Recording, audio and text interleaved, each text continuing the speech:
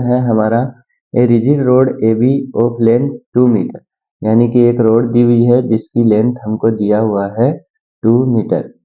ठीक है, और यहाँ पे क्या बोला गया है,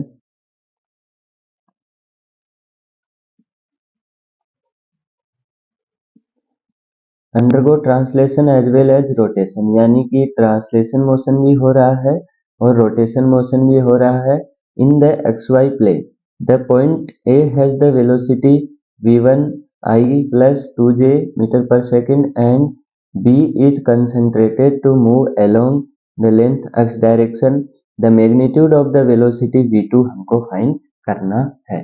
ठीक है, तो यहाँ पे ये रोड है और उसके आगे ये क्या लगी हुई है, एक बॉल लगी हुई है।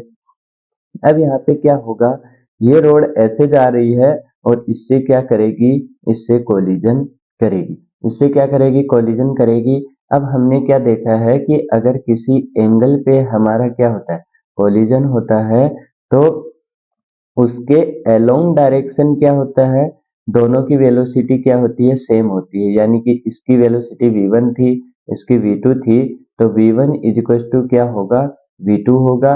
और इनके परपेंडिकुलर डायरेक्शन क्या होती हैं, वो अलग अलग होती है। जैसे मान लो हमारे पास क्या होता था, एक तो आमने सामने कोलिजन होता था, जैसे मान लो ये सरफेस था और इसके ऊपर एक इधर से आती थी, एक बॉल इधर से आती थी। लेकिन वहीं किसी एंगल पे आ रही है, ये यहाँ पे है और यहाँ पे किसी एंगल पे लग रही है, तो भी इनके अलोंग द लाइन, यानी कि जो कोलिजन हो रहा है उसके जो लाइन होगी सेंटर टू सेंटर मिलाने वाली, उस लाइन के अलोंग क्या होगी, दोनों की वेलोसिटी सेम होगी।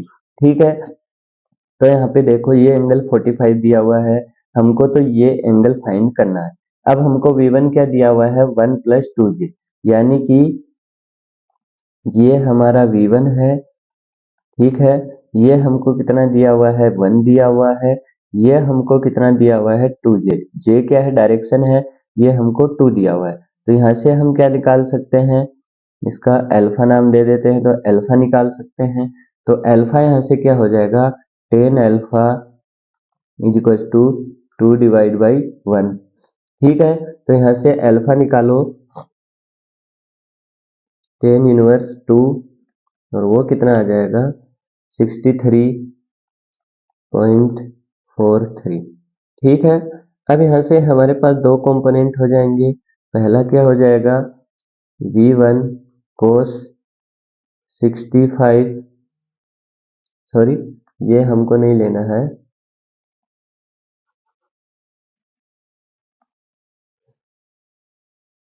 ये एंगल अगर आ गया तो ये क्या हो जाएगा,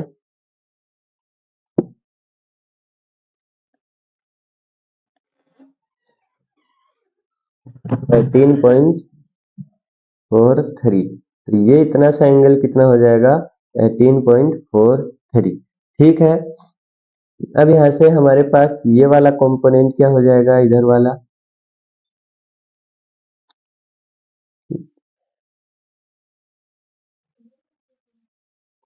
ठीक है, ये कंपोनेंट हो जाएगा 18 cos, क्या लिख रहा हूँ,